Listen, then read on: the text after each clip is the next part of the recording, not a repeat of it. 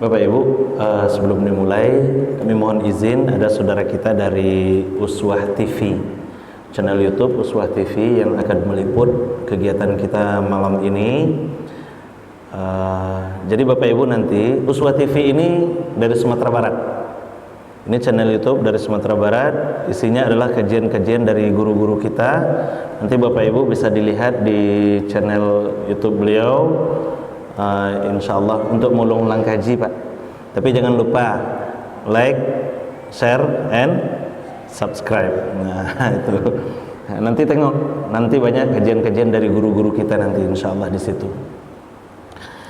Baik, Bismillahirrahmanirrahim.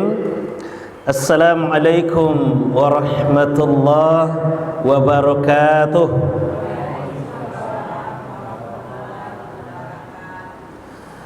Alhamdulillahil akbar, wassalatu wassalamu ala rasulillah alladhi qad 'allamana kaifa nusalli wa na'budu 'ala Allahil akbar. Asyhadu an la ilaha illallah wahdahu la syarika lah wa asyhadu anna Muhammadan abduhu wa rasuluh sallallahu alaihi wasallam la nabiyya ba'dah. Allahumma salli wa sallim ala Muhammadin wa ala alihi wa sahbihi ajma'in. Bapak pengurus Masjid Amal Palinggam yang beserta jajaran kepengurusan beliau yang sama kita hormati, Bapak-bapak, ibu-ibu, para tokoh masyarakat, tokoh agama yang hadir bersama kita pada malam ini yang kita muliakan, Bapak-bapak, ibu-ibu, jemaah Masjid Amal Palinggam yang dirahmati dan dimuliakan oleh Allah Subhanahu wa taala. Syukur alhamdulillah kita ucapkan kehadiran Allah. Kembali malam ini kita dipertemukan oleh Allah di masjid yang kita cintai ini dalam rangka berubudiyah kepada Allah. Alhamdulillah, rangkaian ibadah tadi sudah kita mulai dengan salat maghrib berjamaah, dan insya Allah nanti juga akan kita tutup dengan salat isya berjamaah. Sembari menunggu masuknya waktu isya, kita luangkan waktu hadir di masjid, berzikir, mendengarkan pengajian, dan insya Allah Bapak Ibu duduknya awak di musaji malam kini menunggu masuknya waktu isya sesuai dengan hadis janji Rasulullah sallallahu alaihi wasallam di hadis At-Tirmizi itu. Ini adalah bagian dari upaya pengguguran dosa-dosa kita. Amin ya rabbal alamin. Salawat dan salam kita doakan juga kepada Allah, semoga tetap tercurah kepada baginda Rasulullah Muhammad sallallahu alaihi wasallam. Allahumma salli ala Muhammad wa ala ali Muhammad. Bapak Ibu, seperti biasa kita awali malam kita dengan doa menyambut malam.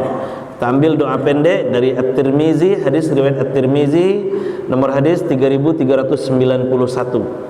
Bismillahirrahmanirrahim.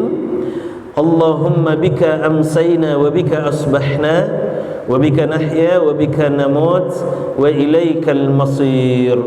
Allahumma bika amsayna wa bika asbahna wa bika nahya wa bika namut wa ilaikal masir. Ya Allah, bersamamu kami sore ini, kami harap tetap bersamamu sampai subuh nanti.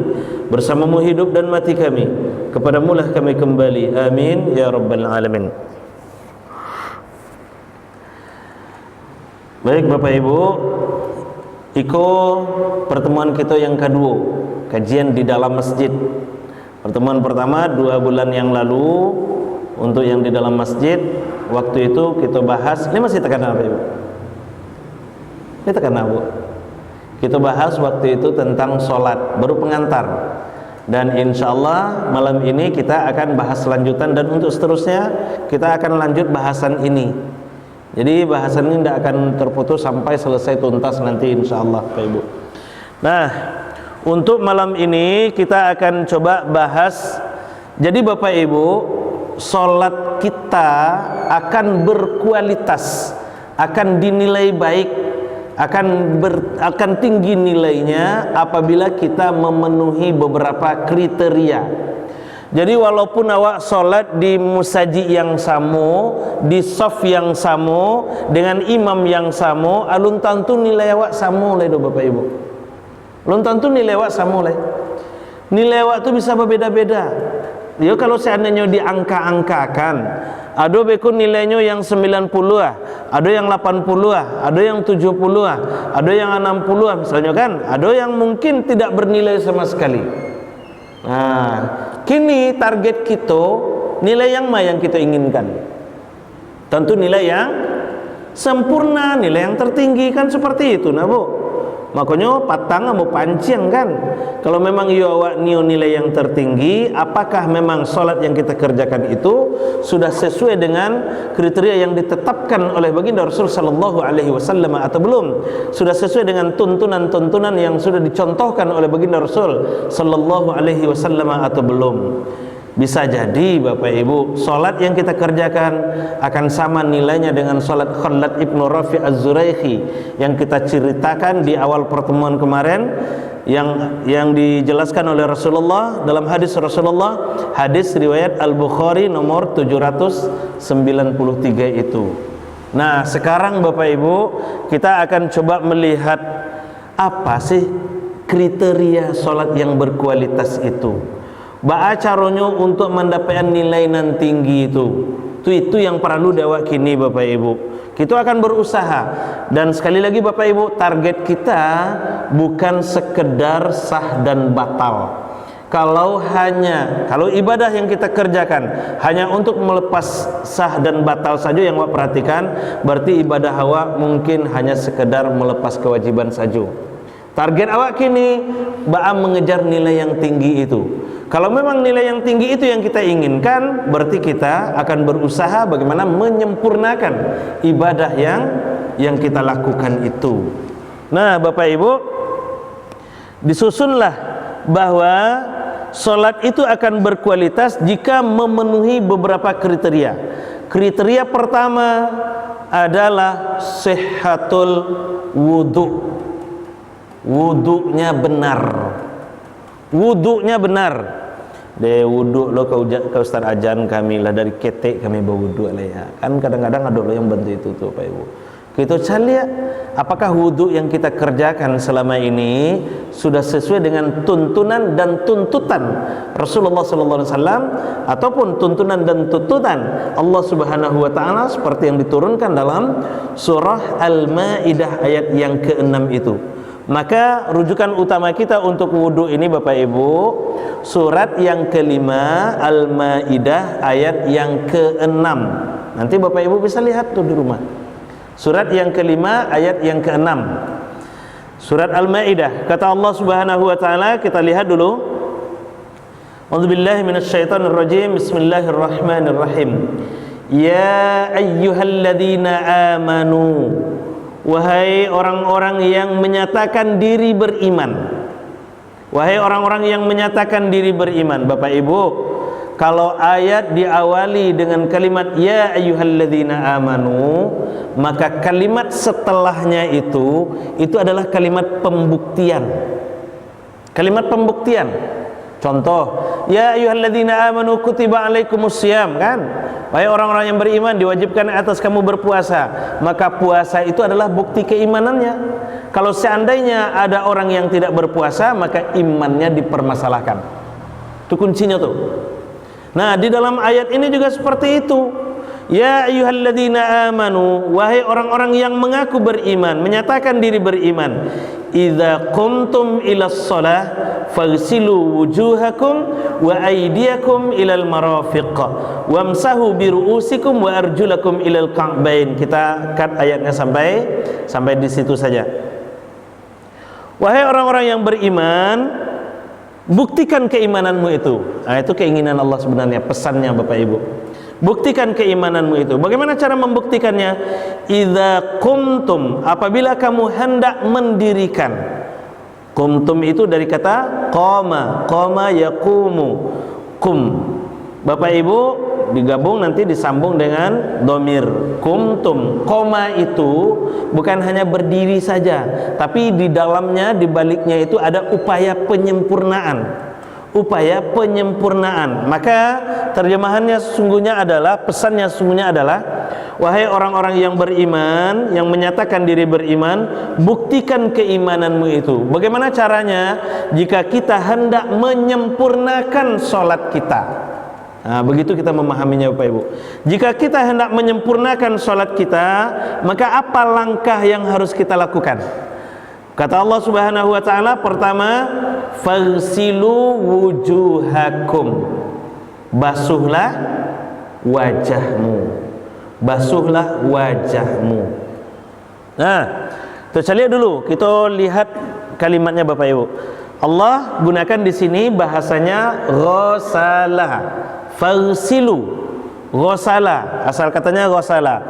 Ghasala itu Bapak Ibu airnya banyak. Airnya itu mengalir.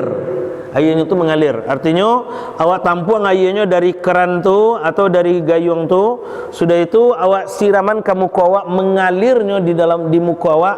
Nah, itu ghasala namanya tu. Nah, basah muka awak dan itu ghasala namanya tu. Maka membasuh wajah itu harus benar-benar basah. Kadang-kadang di ibu-ibu kok masalah kocok kok. Pai jalan-jalan misalnya kan, pai raun-raun, pai dakwah wisata misalnya, kiranya lupa membawa badak. Waktu sholat masuk, awak ke badak, awak ke sholat. Kalau seandainya disiram habis-habisan, muka awak tentu luntur badak kau. Baawe kau le sudah sholat. Kadang-kadang ambil saya balap-lapan saya seketek-seketek ke wajah tu. Itu masalah tu. Itu masalahnya Bapak Ibu. Jadi kalau seandainya berwudu karena tuntunannya ghasala, tuntutannya ghasala, memang harus disiram sadonya. Memang harus disiram sadonya. Dan nilainya di situ Bapak Ibu. Nilai kesempurnaannya di situ. Nah, itu satu. Kemudian wajah. Yang wajah itu Bapak Ibu mulai dari normalnya tumbuh rambut. Normalnya tumbuh rambut sampai batas kiri kanan pangka talingo. Ini wajah nih. Ini wajah sampai batas talingo, pangka talingo, kemudian sampai ke ujung rahang. Kalau ujung rahang kare di sekolah, di bawah talingo awak. Itu masuk wajah itu sampai ke bawah. Sampai ke bawah. Ini wajah semuanya nih. Nah, sampai ke sini. Nah, di sini Bapak Ibu terdapatlah dua pendapat. Pendapat pertama, batasan yang di bawah itu sampai ke ujung dagu. Suka. Sampai ke ujung dagu. Ini pendapat pertama. Pendapat yang kedua, ada 2 ruas jari di bawah dagu. Sini. Bantu iko Bapak Ibu. Di situ batasnya. 2 ruas jari di bawah dagu. Iko batasnya. Ke batas wajah itu. Terserah awak nio pendapat yang Kalau nio pendapat yang pertama sampai di siko, maka batasannya sampai siko. Kalau seandainya pendapat yang kedua awak ambil sampai ke siko, maka batasan wajahnya sampai ke sini. Nah, ini tentu akan berpengaruh pada pakaian ibu-ibu. Karena wajah itu adalah bagian dari kecuali aurat kan? Aurat itu kan kecuali wajah dan telapak tangan. Maka kalau seandainya ibu-ibu yang ngambil pendapat pertama sampai di sini, otomatis ibu-ibu harus pakai talakwang yang pakai tapak. Ada Bu? Ada Ibu kan? Pakai tapak talakwangnya. Saya lihat talakwang Bu, ada tapaknya tuh yang menutup sampai ke siku tuh. Yang kuah. Ada yang kayak gini tuh Bapak Ibu talakwangnya tuh. Ada juga yang talakwang tuh sampai ke siku tapasang yang banyak tuh kan? Sampai ke siku tapasangnya. Berarti apa? Berarti ini boleh terlihat. Maka Bapak Ibu di saat berwudu ini dari atas sampai ke sini harus basah semuanya. Harus basah sadonya. Karena kita ngambil pendapat yang sampai ke sini misalnya kan. Jadi harus basah ke sadonya. Caranya supaya basah tuh. Jadi airnya diambil, kemudian kerannya ditampung airnya. Air yang mengganang di tangan awak itu awak siraman ke wajah awak. Mulai dari atas, tarik ke bawah. Tarik ke bawah Bapak Ibu. Kemudian untuk mengejar yang pangkat telinga itu, ya dah pindahkan ke kiri dan ke kanan kita. Jadi ke bawah, kemudian ke kiri dan ke kanan. Nah, Bapak Ibu, jari tengah dan telunjuk membersihkan rongga mata. Jadi berwudu itu mata pun tak berasihan saudara. Berasihan rongga mata. Mohon maaf Pak Bu, amu sudah sholat subuh, salaman juga apa-apa masih gadang-gadang ciri matanya. Itu karena apa? Karena ndak pas cara membasuh wajahnya. Nah, itu perlu diperhatikan. Jadi berasakan rongga mata awak sampai ke bawah pangkal telinga, pangkal hidung, kemudian di bawah hidung. Kalau di dalam kan sunnah sebelumnya tadi. Awak ngambil yang wajib saja kini dulu Bapak Ibu. Nah, kemudian sampai ke bawah, di bawah ini jempol, ini ke bawah nih Bapak Ibu, ke bawah mengejar yang dua ruas jari tadi itu. Mengejar yang dua ruas jari tadi itu. Nah, kalau laki-laki tentu dengan takhlilul lihyah, menyela-nyela jenggot dari depan, kemudian salah lagi dari belakang. Nah, di sela-sela janggutnya, yang pakai janggut. Jadi di sela-sela, baru basahnya keseluruhannya. Kalau enggak, kalau siram-siram saya sekitar mau khawatir yang di siku kok enggak basah, enggak karena ya wudu. Itu kacau, rusak wudu awak jadinya. Itu harus diperhatikan.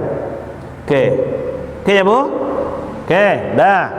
Selesai wajah, wa aydiyakum ilal marafiq, tangan sampai ke siku. Lihat bahasanya Bapak Ibu, tangan sampai ke siku. Tangan itu panjang tuh dari ujung jari sampai ke pangkalangan. Ikut tangan, yadun bahasa Arabnya, yadun. Ini dibagi, ada asabi', ada kafun, ada ruskun, ada sa'idun, ada mirfak, ada katifun. Nah, Allah batasi di situ dengan menggunakan huruf ila. Ila itu harful lil ghayah, huruf untuk menunjukkan tujuan, berarti tujuan akhir. Tujuan akhirnya mana? Tujuan akhirnya siku. Ilal mirfaq, tangan sampai ke siku. Kalau tujuannya siku, maka otomatis mulainya dari ujung-ujung jari. Disikulah awak acok kanainya Bapak Ibu. Kadang-kadang wa iduan keranyo wa aduan siku wa gosok-gosok leh. Nah, cok tuh kalau pakai gayung, nah siram. Acok yang kayak gitu tuh Bapak Ibu. Nah, maka kembali ingin sampaikan akan berbeda nilai solat. Yang surang solat ketika berwudu membasuh tangannya dari ujung jari sampai ke siku. Yang surang lai solat lo ketika berwudu membasuh tangannya dari siku ke ujung jari. Beda nilai solatnya. Walaupun wudunya sama-sama sah. Kenapa? Karena nilai kita di sini. Maka mau sampaikan tadi, yang kita inginkan sekarang, yang kita targetkan sekarang bukan hanya sekedar sah dan batal. Yang kita inginkan adalah ziyadatul khair. Ada penambahan nilai di situ. Ada penambahan nilai. Maka kalau ingin menyempurnakan, maka tadi kalau ingin menyempurnakan solat, maka sempurnakan pula wudunya. Maka bagaimana menyempurnakan wudu? Salah satu membasuh tangan dari ujung jari sampai ke siku. Dari ujung jari sampai ke siku. Mulainya dari ujung jari. Kalau seandainya sah dan batal saja yang awak targetkan Bapak Ibu, kan sah tuh Ustaz, terserah kami salah. Mau dari siku, mau dari ujung jari, mau dari pangkalangan, terserah di kami lah. Kalau itu target awak Bapak Ibu, kalau cuman sah dan batal, pai awak ke batang ayi itu di tabiang tu awak berniat nawaitul wudu'a li raf'il hadatsil asghari fardhan lillahi ta'ala. Sudah itu mampu awak ke batang ayi lain. Lompek ke batang ayi itu kok ke gaya salto, kok kayak gaya kodok, kok ke kepala duluan, kok ke kaki duluan, wudunya sah. Wudunya sah. Kalau hanya sekedar sah dan batal, tapi nilainya di mana? Nah, nilai kita di siku Bapak Ibu. Nilai awak di siku. Oke, ya Bu? Oke, nah jadi tangan sampai ke siku. Tangan sampai ke siku. Lanjut. Wamsahu biru'usikum. Imsahlah kepalamu. Dirubah kalimatnya oleh Allah Subhanahu wa taala. Untuk kepala Allah gunakan bahasanya masaha. Untuk wajah tadi, untuk tangan tadi Allah gunakan kalimatnya ghasala. Untuk wajah, untuk kepala masaha. Masaha itu dibasuh juga, tapi airnya ndak banyak tuh. Maka keluarlah dalam kaidah fikih diusap. Kepala itu diusap, bukan dibasuh. Nah, diusap. Karena kalimatnya masaha. Diusap ko ba caranya? Airnya diambil, ditampung, sudah itu ditumpahan balik. Makanya kalau Allah menuntut masaha, kenapa kita beri ghusalah? Ini masalahnya. Ini masalahnya. Maka untuk kapalo ambil airnya, tumpahkan lagi. Lalu baru di air yang lengket di tangan, itulah yang kita usapkan ke kepala kita. Itu yang masaha. Itu yang masaha. Diusap. Nah, ru'us, ra'sun. Ru'us itu jamak dari ra'sun. Ra'sun itu kepala. Kalau kepala bukan rambut. Bukan rambut Bapak Ibu. Maka akan aneh lah kalau ada yang berpendapat kalau berwudu untuk kepala tu cukup 3 helai rambut senyo lah mah. Ada tuh. Biasanya 3 helai rambutnya tuh di apa lah, diusap-usap 3 helai rambut itu. Itulah mewakili bukan rambut. Yang diinginkan oleh Allah itu kepala. Bukan rambut. Disikolah letak keadilan Allah. Kalau rambut yang diminta dari Allah, tuh kasihan orang yang tak berambut. Kasihan yang tak berambut kan? Nah, makanya kapalo dan sadonya orang pakai kapalo. Nah, makanya kapalo. Yang tak berambut, yang sudah tahallul pergi ke Makkah misalnya, sudah tahallul pergi haji umrah, aba cuku, aba botaan kapalonya. Bawa ke wudu lai. Awak rambut ada. Makanya yang diinginkan Allah itu ke kepala, bukan rambut. Nah, lanjut. Ra'sun, kepala. Bagaimana Rasulullah sallallahu alaihi wasallam mempraktekkan mengusap kepala itu mulai dari muka, dari batas tumbuh rambut tadi. Kiranya Nabi itu Bapak Ibu sampai ke belakang langsung. Jadi diusap sampai ke belakang. Kamu contohkan, mohon maaf nampak gagahmu jadinya. Diambil airnya, ditumpahkan, kemudian diusapkan dari depan sampai ke belakang. Sampai ke belakang. Nah, tiba di belakang adalah 2 pilihan bagi awak. Pilihan pertama, bitaghyiril ash'ar, dengan merubah bentuk rambut. Dengan merubah bentuk rambut. Pilihan yang kedua, biduni taghyiril ash'ar, tanpa merubah bentuk rambut. Ai bighairi taghyiril ash'ar, tanpa merubah bentuk rambut. Nah, apa artinya? Dengan merubah bentuk rambut itu, airnya diambil, ditumpahkan, diusapkan ke kepala awak, kemudian tiba di belakang, di bawah, ditarik lagi ke depan. Ditarik lagi ke depan, lalu turun ke telinga, telunjuk langsung masuk membersihkan rongga telinga bagian dalam. Jempol mengusap daun telinga bagian belakang. Jadi kapalo langsung ke telingo, kapalo langsung ke telingo. Jadi telingo tidak perlu dulu ambil air baru untuk mengusap telingo. Langsung saja dari kapalo tadi ke telinga. Karena telingo itu sunnah. Telingo itu sunnah. Jadi kalau seandainya mengusap telingo sunnah atau wajib Bapak Ibu? Sunnah atau wajib? Apa Pak? Mengusap telingo? Sunnah. Sunnah. Jadi kalau seandainya awak berwudu, tinggal telinga awak, boleh enggak tuh Bapak Ibu? Boleh enggak Pak? Boleh Pak? Tidak boleh. Aduh. Di malu awak tinggal telinga awak kan, tetap harus awak bawa juga. Nah, tetap harus awak bawa juga. Jadi jangan ditinggal telinganya kalau wudu, tetap dibawa. Kalau lupa mengusap baru boleh. Ya. Oke. Jadi dari kepala depan, kemudian sampai ke belakang, tarik lagi ke depan, turun ke telinga. Itu cara pertama. Bitaghyiril ash'ar namanya, dengan merubah bentuk rambut sehingga tagak-tagaklah habuk deh gara-gara ditarik-tarik tadi. Kalau iko yang dipraktekkan cie saja, tentu protes ibu-ibu yang sudah rebonding. Rambut iko sudah rebonding, baru habis bleaching 300.000, masa ya digosok-gosok, rusaklah rambut kami. Maka pakailah cara yang kedua. Apa cara yang kedua? Biduni taghyiril ash'ar, ai bighairi taghyiril ash'ar, tanpa merubah bentuk rambut. Tanpa merubah bentuk rambut itu kayak tadi, dari depan ke belakang, sudah itu sampai di belakang lepaskan. Sampai di belakang lepaskan, tanpa ngambil air baru, udah langsung aja telunjuknya membersihkan telinganya. Udah seperti itu, selesai itu. Begitu yang dipraktekkan oleh baginda Rasulullah sallallahu alaihi wasallam. Nah itu. Jadi untuk kapalo ada dua cara. Nah Bapak Ibu, ada satu lagi. Ada huruf ba sebelum ra'sun itu.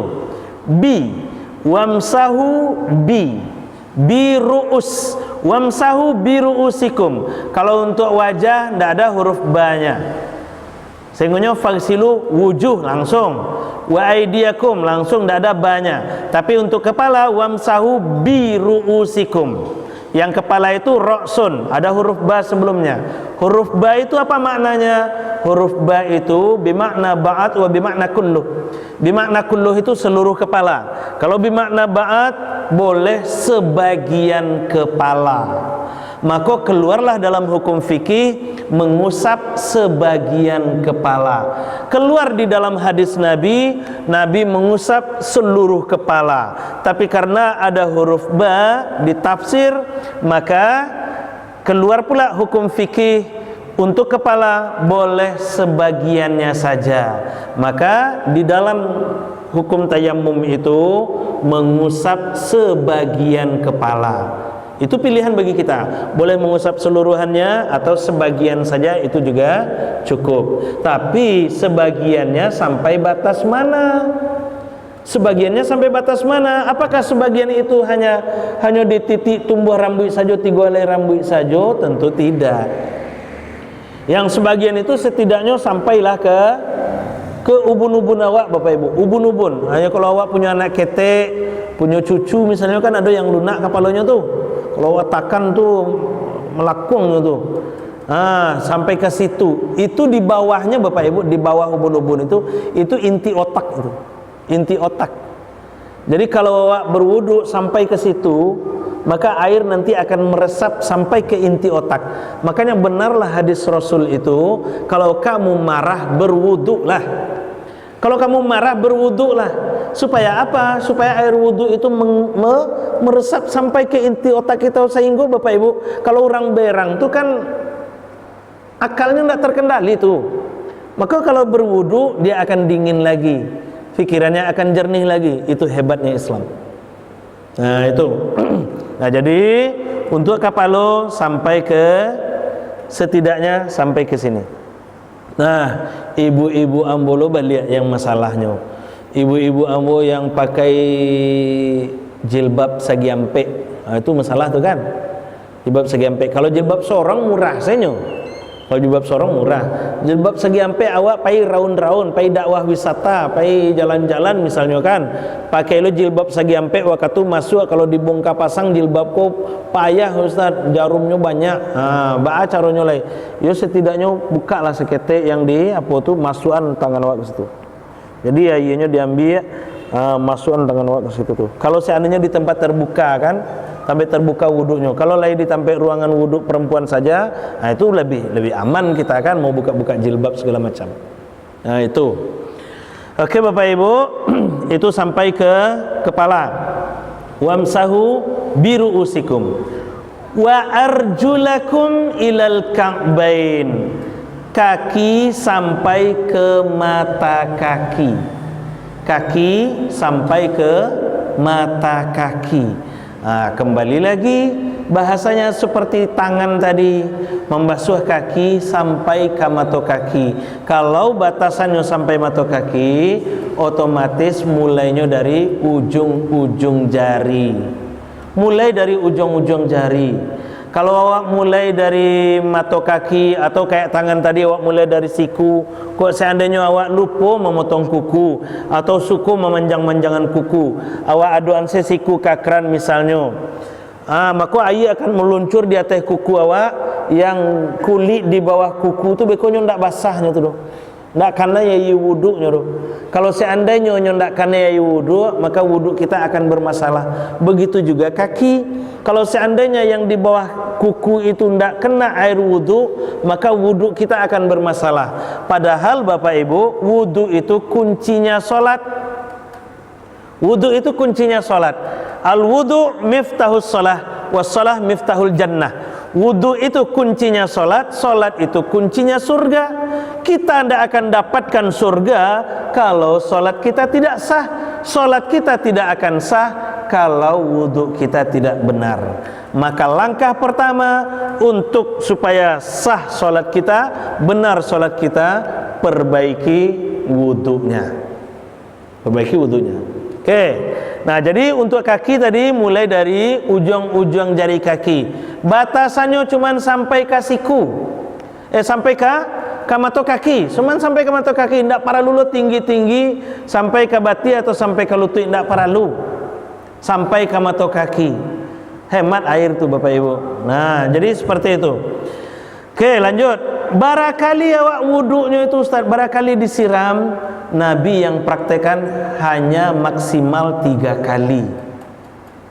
Jadi cuma 3 kalinya Bapak Ibu.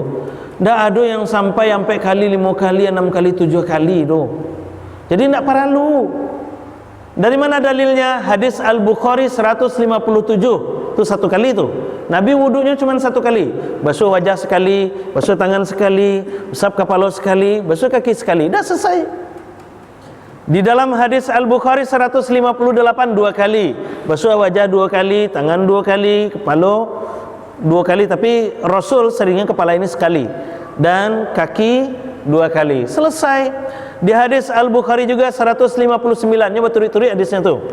3 kali. 3 kali hadis dari Utsman bin Affan. 3 kali, 3 kali, 3 kali. Jadi basuh wajahnya 3 kali, basuh tangan 3 kali, basuh kepala, basuh kakinya 3 kali, dan tidak lebih dari itu. Tidak lebih dari itu. Rasul-rasul tidak sah solat, tidak sah wudhu awak kalau cuma 3 kali Ustaz. Kalau lagi batu cara menyiramnya Bapak Ibu, insya Allah sah dia. Insya Allah akan sempurna wudhunya. Tapi lakukan sesuai dengan tuntunan dan tuntutan apa yang diinginkan oleh Al-Quran ini. Nah, seperti itu. Jadi silakan mau sekali, mau 2 kali, mau 3 kali, dan tidak perlu banyak-banyak. Boleh ayo PDAM Ustaz. Lagi semua. Lagi semua alhamdulillah lah. Tapi listrik menaikkannya Ustaz.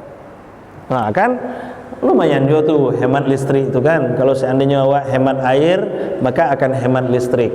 Apalagi kalau air PDAM itu kan hemat air, maka hemat juga debit airnya nanti. Nah, jadi seperti itu. Nah, oke, lanjut. Jadi itu untuk wudhu. Bapak Ibu kalau ada yang bertanya silakan bertanya. Kalau enggak mau lanjut. Ya. Soalnya awak wudhu kan pakai menjana Ustaz. Iya. Saya ketika pertama basuh wajah tuh, ketika itu masuk ke menjana Ustaz. Sah tak wudhu? Oke. Kalau awak wudhu pakai bejana, ba'a caranya supaya air percikannya tu ndak. Harusnya itu yang ditanya Pak. Ba'a caranya supaya air percikannya tu indak masuk ke bejana. Nah, itu. Yang mustakmal ini kan mustakmal ini intinya nih. Yang mustakmal itu bagaimana? Air yang bekas awak ambil untuk berwudu itu awak tampung balik, sudah itu awak pakai untuk berwudu ulang balik, itu yang mustakmal. Itu yang mustakmal. Tapi kalau cuma percikan sedikit-sedikit, itu tidak akan membuat ia terkotori karena mustakmalnya. Nah, aku bantu itu Ustaz, karena tangan awak pasti itu beko akan membawa air lo balik tu. Membawa air lo balik tu tangan awak kan. Kalau pakai bejana, maka ba'a supaya meminimalisir percikan air itu agak jauhkan bejananya atau agak tinggikan. Diletakkan di meja misalnya bejananya, sudah itu awak ambil jo gayung. Ambil jo gayung awak wudhu di samping kan seperti itu Bapak Ibu. Atau pakai bak di rumah. Kan kayak gitu juga kasusnya tuh. Maka agak jaraan dari bejana atau dari tempat penampungan itu. Seperti itu Pak. Ya, usahakan tidak masuk lagi ke situ. Tapi kalau ni awak supaya hemat air kosel awak pakai beliak, baik untuk kaki segala macam, itu baru mustakmal dia.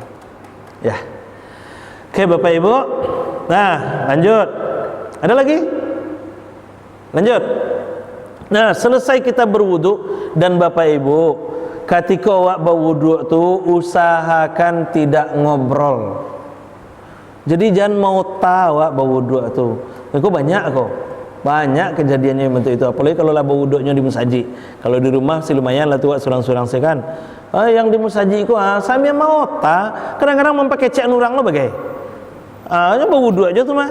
Kalau berwudu tuh kalau bisa berdoa kan, Allahumma tahhir qalbi wa barik li fi dari wasi' li fi rizki wa barik li fi dari dan seterusnya kan. Banyak doa di situ. Konsentrasi awak berwudu karena itu nanti akan mempengaruhi salat kita. Sempurnanya wudu itu akan semakin menyempurnakan salat kita. Kalau wudu awaklah bermasalah di awal, maka salat tentu akan bermasalah. Kok tak gantung otak sedang berwudu kok tapi pikir-pikirnya beko sedang sholat begitu mah. Jadi seperti itu. Maka jangan mota. Selesai awak berwudu, awak berdoa. Di mana berdoanya? Kalau di kamar di tampe yang ada WC, itu kita hindarkan.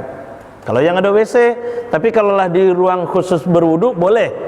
Kalau yang di ruang khusus berwudu boleh kita berdoa, tapi jangan dilafazkan. Jangan dilafazkan. Nah, kemudian kalau seandainya di dalam masjid awak berdoanya, silakan mau lafazkan silakan. Tapi jangan kareh-kareh lo, beku juga lo diurangkan. Nah, tuh. Nah, jadi hindarkan yang dilafazkan, melafazkan, mengungkapkan lafaz-lafaz Allah di tempat yang mungkin di situ kita akan membuang kotoran juga. Nah, itu. Selesai berwudu, kita berdoa, Bapak Ibu, ada satu hal yang makruh dilakukan dan sering terlakukan oleh orang yang akan sholat. Apa itu? Tasbik itu malatu-latuan jari. Malatu-latuan jari, Pak Ibu. Selesai wudu, mulai dari wudu sampai selesai sholat, makruh hukumnya malatu-latuan jari. Ikut ndak do, sadang sholatnya malatu-latuan jari begitu. Sedang sholat, latu-latuan jari kerajanya tuh. Sami Allahu liman hamidah. Nah, bajadi seikul ya. Banyak tuh Bapak Ibu. Itu makruh hukumnya. Melatu-latuan jari itu makruh hukumnya. Kemudian makan. Kalau makan membatalkan wudu enggak Bapak Ibu? Makan minum batal enggak wudu awak? Tidak batal. Kan tidak batal. Tapi ada satu makanan yang membuat wudu kita batal.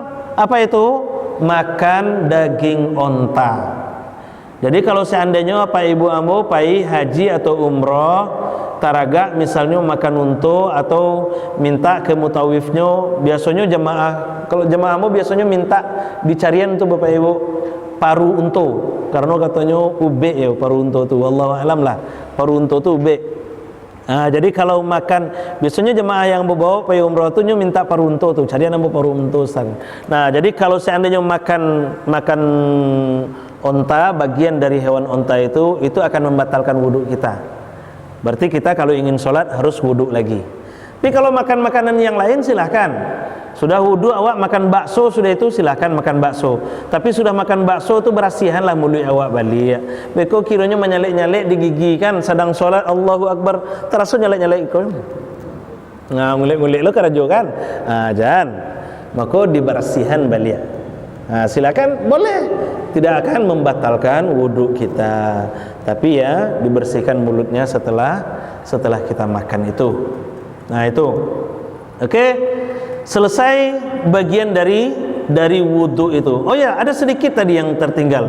Wa arjulakum ilal ka'bain. Kaki itu Bapak Ibu, kaki kalau ingin menyempurnakan, mendapatkan nilai lebih di kaki itu, di sela-sela jari kaki.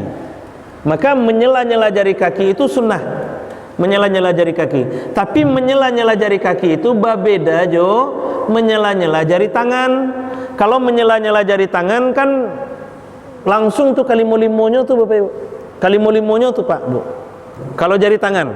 Jadi sebelum wudu awak kan di sela-sela dulu jari awak. Nah, itu kelima-limonya kalau untuk tangan. Kalau untuk kaki tidak. Untuk kaki itu satu-satu dengan kelingking kita. Jadi kaki itu di sela-sela. Antara jari-jari kaki itu di sela-sela dengan jari kelingking kita. Atau pokoknya kalau ingin dapatkan nilai lebih, dan nilai kita di sini. Peluang nilai kita di sini. Nah, jadi Bapak Ibu sekali lagi yang kita inginkan sebenarnya adalah ada penambahan nilai. Kalau cuman sekedar sah dan batal, ambo yakin Bapak Ibu ambo lah tabiasa berwudu lah, yang bahkan lah sekian puluh tahun berwudu. Cuman yang kita inginkan mudah-mudahan apa yang kita ungkapkan ini benar-benar sesuai dengan apa yang terlakukan oleh kita di dalam keseharian wudu kita, wudu yang lahawak kerajuan. Dan mudah-mudahan itu, kalau seandainya tidak sesuai dengan apa yang diinginkan oleh Al-Quran, walaupun itu sah, berarti hanya melepas kewajiban saja.